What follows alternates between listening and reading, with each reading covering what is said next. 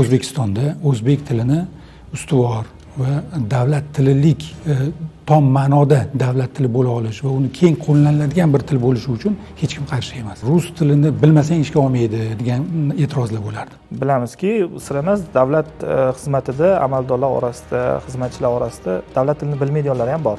To'g'ri. Yoki bila turib, omma oldida boshqa tillarda chiqishlar qiladi. Ish yurituvi boshqa tilda olib boradi. Bular nima qiladi? Agar erisha olmaydigan bo'lsa, albatta u xodimlar mehnat shartnomasini bekor qiladi.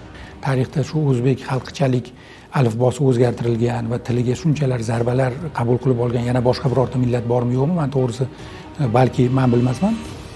Dunyoda bir vaqtni o'zida ikkita alifboni ishlatayotgan bir tillik davlatda masalan men bilmayman.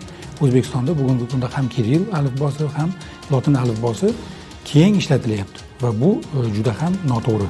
Biz agar hozir Kirill alifbosida yana davom ettiraylik degan fikr ularga nisbatan xiyonat bo'ladi. Kerak bo'lsa shu yo'nalishda shokovый terapiyani ham ishlatish kerak. Bugun hatto bir ko'chani asfaltlarni noto'g'ri qilinayotganligi ham muhim masala. Ta'limdagi o'qituvchiga sharoit yaratilmayotganligi ham bir masala.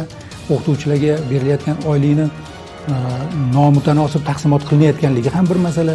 Bozorlardagi narx ham bir masala. Bularning hech qaysini muhim emas deb aytib bo'lmaydi.